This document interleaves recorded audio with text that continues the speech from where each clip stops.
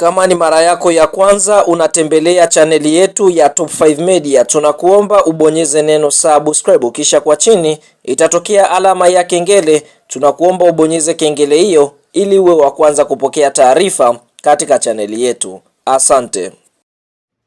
Yes bwana, moja kati ya habari kubwa ambayo imeweza kuwa gumzo kubwa nchini Tanzania katika usajili ambao unaendelea katika vilabu mbalimbali hapa nchini Tanzania kuelekea msimu mpya wa mashindano wa mwaka 2026 2027, basi ni kuhusiana na mchezaji Faisal Salum almaarufu kwa jina la Feitoto, miongoni mwa wachezaji ambao wameweza kuwa gumzo kubwa sana hapa nchini Tanzania kipindi cha usajili kinapoadia. Sasa fahamu mchezaji huyu kwa sasa anahusishwa kutaka kuondoka ndani ya klabu ya soka ya Azam Football Club mara baada ya mchezaji huyo kuweza kugoma kusaini mkataba mpya, mkataba ambao ungeweza kumwezesha kuendelea kuitumikia klabu ya soka ya Azam Football Club.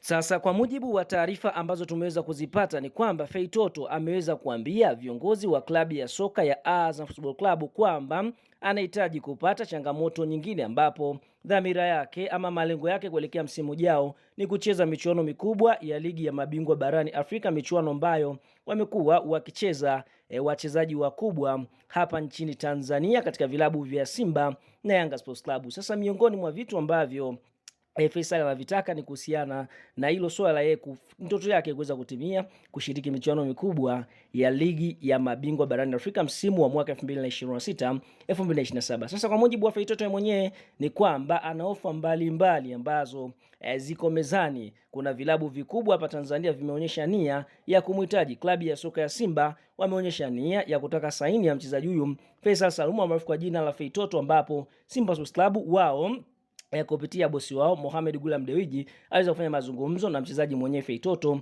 na kuweza kuahidi kwamba atampa mshahara mkubwa, bila kusahau atampa gari la kutembelea, atampa signing fee, yani ile fedha yake usajili itakuwa ni kubwa na babu kubwa ambayo itakwenda kushangaza hapa nchini Tanzania. Lakini kwa upande wa klabu ya soka ya Yanga Football Club nao pia si kinyonge kupitia bosi wao GSM Galibu Saidi Mohamed. Yeye kwa upande wake naye pia ameweza kuonyesha nia ya kutaka mchezaji huyu itumikie klabu ya soka Yanga, ambapo yeye GSM amefanya mazungumzo na wawakilishi ama mawakala ambao wanamsimamia Feitoto, ambapo mazungumzo hayo yameweza kufanyika na tunaona kwa upande mwingine mawakala kwa sasa wameweza kuipokea ofa ambayo GSM wameweza kuiweka mezani wakimhitaji mchezaji Failasufi ama Feitoto. Sasa kwa mujibu wa Feitoto mwenyewe, mara baada ya kuonyesha nia ya kutaka kuondoka Azam, ndio maana mabosi wanapigana vikumbo kuonyesha nani mwenye msuli wa fedha kati ya GSM ama Mo Dewji, kwa sababu ni miongoni mwa wachezaji ambao wanafanya vizuri. Ukiangalia msimu uliomalizika